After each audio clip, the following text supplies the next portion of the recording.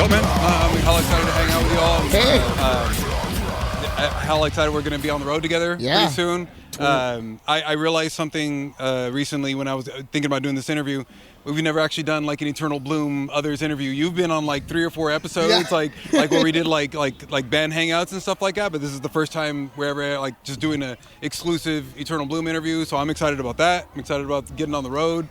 That's true. Last time we did it was like with the Exit Existence, then one with Reminiscence, like a bunch. We did like a couple times with like other people. This is pretty cool actually. Narducci's, Fresno here, where there was handful of bands in the room and stuff like that. Which that's dope. That's its own vibe. But I was like, oh shit, I've never actually sat down with just you guys and like talked to you guys about what you're up to and whatnot. Yeah, that's right. Exactly. So we're on the road in a couple weeks. Yeah, I'm excited. We've been trying to plan a tour with Thrownout with you guys for a while, so it's like something that just was like a long time coming, basically. Yeah. Yeah. And, as Gumbo, he's in your guys' band and our band, so he's playing a double set. And he's going to lose the marathon run for sure. He's going to lose weight for sure. Oh, yeah. Yeah. Derek did that on our tour at Last of Lucy, and he was fucking exhausted. But even from a practical standpoint, it's like one less dude in the car, right? Like, we're all renting a van together, and it's like, oh, well, that guy's a twofer. You know what I mean? Like Gumbo takes 2 spots. Gumbo is extremely efficient, That's sick. No, that's right, though. So what cities are we all hitting up in this couple weeks? I say it. Do you? I don't know. It's like I don't remember. It's Visalia, Slow, Bakersfield, Merced, Chico, Sac, Reno. Nice. There you go. That was fucking perfect. I knew the day. I knew the places. I just didn't know it in the fucking order. But Gumbo did. No, that was perfect. Yeah, no, I'm excited to hit up every one of those spots. Every one of those spots, like, with the exception of Chico, we haven't been there. But every other one of those spots. Oh, sick. Yeah. Every one of those other spots, like, we've hit up like multiple times, both of us as bands. So yeah, I'm excited about that. That we're not like, we ain't trying to go out and break new ground. We're trying to celebrate like with the people that have like been supporting us from the beginning and go out there and do a tour together. And I'm excited as fuck. I feel like it's gonna be all family the whole way through. You know what I mean? I think this is like our second time. We played our second show in Reno, I believe. It's been a while. I don't remember. I'm pretty sure that's what it was, right? I think we played our second show in Reno because we took a minute before we played in Fresno. Remember? Yeah, we played in Santa Cruz. Then it was Reno. Then it was Fresno. Or Modesto. It's been so long. It's been 2 years, so it's like we've only played Reno once, but it was violent as fuck. It was amazing. That shit is definitely the most violent, rowdiest place we played was fucking Reno in that little ass fucking venue at the Empire where we're going.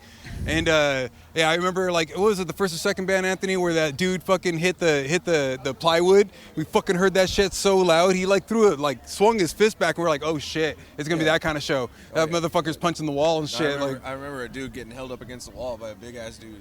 Ski mask. There's some ski masks. There's the Jason hockey mask. That shit was Jesus fucking sick Christ. as fuck, dude. That shit was intense as fuck. And every band there that night, fucking, and then everybody was hospitable as fuck. Like the guys that were actually throwing the show, we were able to hang out with them afterwards and in between sets, and it was fucking amazing. We can't wait to go back, man. That place was sick. I like Reno. We like we said, we played there at one time. It was pretty cool. We mainly had a lot of fun like outside of the show. Like, oh yeah, we went on like a little adventure and walked around casinos. We did a lot of. That's not hard to do over there. There's one in every fucking corner store. Yeah. I feel like we were there for a while, but we had a wild ass night there. Like it was pretty interesting. The hotel we stayed at when we were there had a casino built into the bottom floor. Oh my god! So we didn't have to go far. The corner store had like slot machines everywhere. I was like tripping out. You don't see that shit in California. So that shit was cool as fuck. I like it. So I'm excited as fuck to go on tour. Hella excited to go on the road with y'all. I can't wait to fucking hang out with y'all in a van for a fucking little over a week. Another thing I wanted to mention, you guys got a new EP or album coming out, right? Yeah.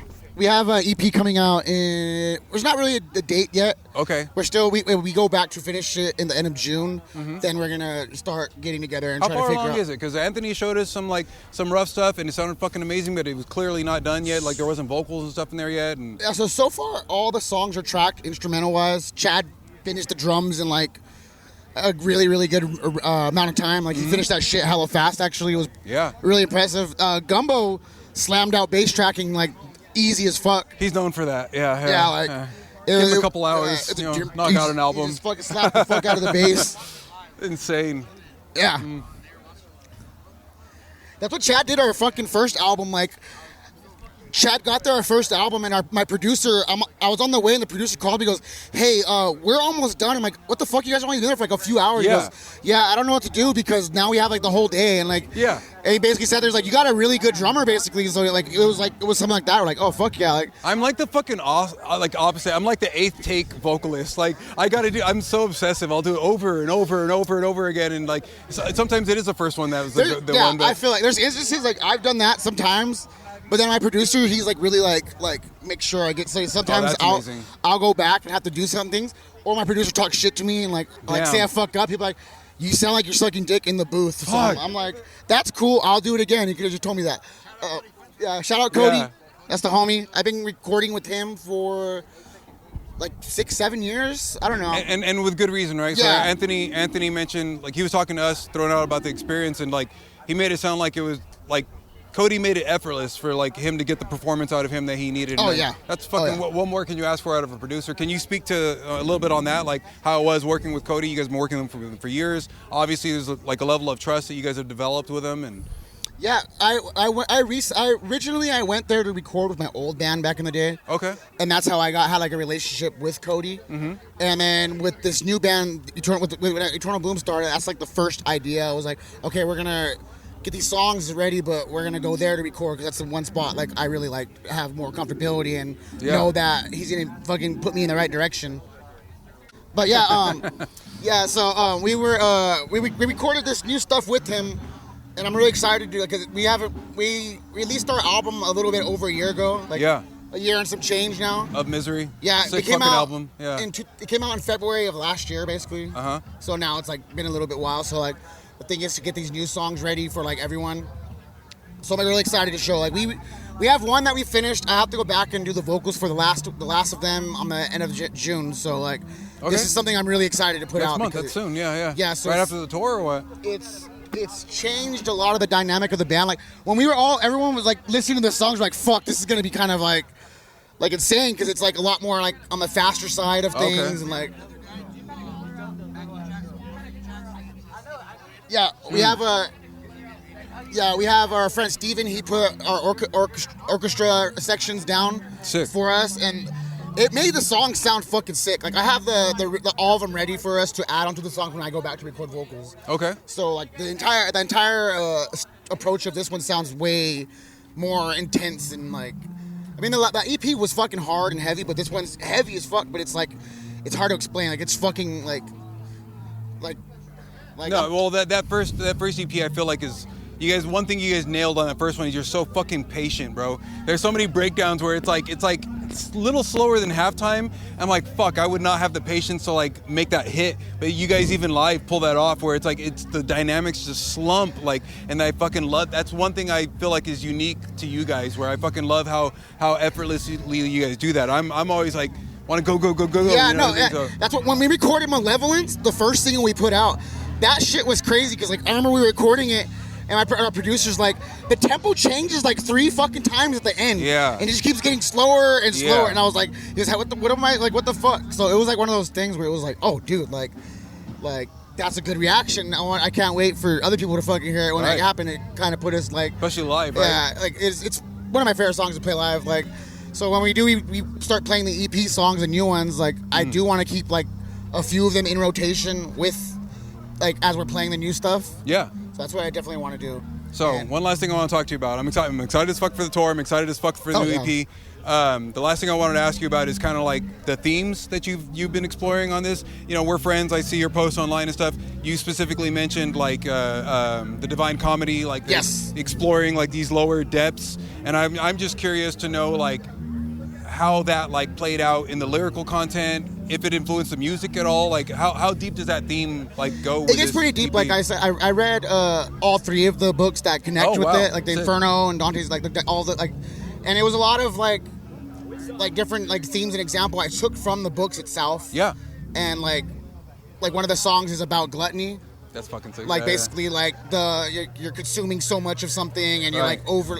Like, and what mainly got me the idea of everything was I watched the movie Seven. Oh, fuck and in the movie Seven, like people are being killed by like different like themes of like the seven, the deadly sins, and like when the part where Gluttony came in, it really like caught my attention. And then they were talking about the book Dante's Inferno. So I was like, all right, I'll look this shit up. And I looked it up, and I'm like, oh my god, this is actually fucking deep. Yeah, like, there's a whole level of hell for each of those like sins that are outlined in that movie. And it's one of those things. I'm like, oh shit. So one of the songs is called Gluttony. Oh, sick. Yeah. So it's like, and then our first song we have finished. It's gonna be our first single, which it has a lot of surprises in it. Like a really big one towards the middle, and I'm really excited to get that out there because it's a sound that we've never actually like done. Oh, okay. And we just threw it in the song. I was like, oh fuck, this is gonna sound great.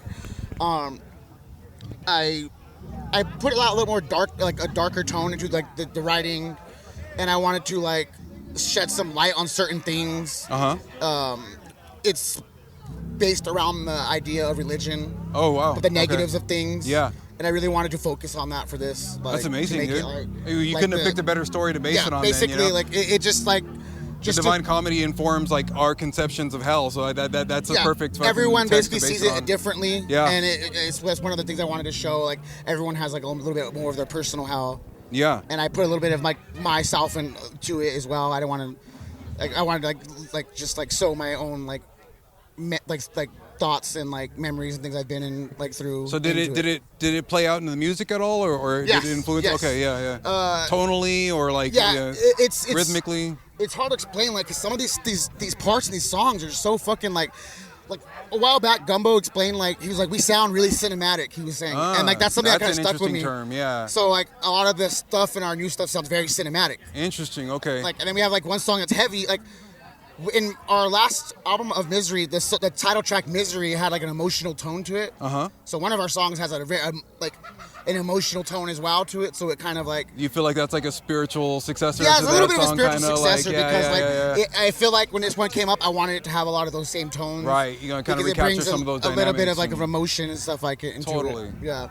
So that's one of the things I wanted to bring out for that. So I'm really, really excited to get these out. There's not really a release date yet because it's like nowadays you can't just record shit and just put it out. And you have to have a strategy. You have to have a whole fucking game plan because you just put stuff out, everyone's like, oh. Yeah, it fades cool. right into the wind. That's quick as it came out. Yeah. That's what brings in the whole everyone always tries to say oh, just release singles, and it actually plays out a lot. It actually makes a lot of sense. From a business standpoint, it makes perfect sense. It's a good strategy to do that. Just put things out slowly. Don't put everything out at once because if you do that, everyone's just gonna be like, oh, that's cool. It's hard to do, right? Yeah. As soon as you write new shit, you want to show everybody. And you have to do a lot of I want to go into video production and whatnot once we are done with all of that. Sick. So it sounds like they're about to start. Yes. Where can people find you guys on social or? We're on Spotify. We are on Instagram, EternalBloom_CA and then Facebook, just Eternal Bloom. Sick as fuck. Yeah. What are the dates we're going to be on the road? June 6th through the June 14th 6th through 14th. Yeah, June 6th through the 14th. It's on all our socials. Thrownout on Eternal Bloom. It's a Let the Sin Begin tour. Yes. Which was Gumbo's idea. It was hilarious. He's come out and sin with us. Let's fucking have some fucking fun. Let's get wild. Hell yeah. Fuck yeah. I'm excited. I love you, brother. Thanks for having us out. Can't wait to go. Hell yeah.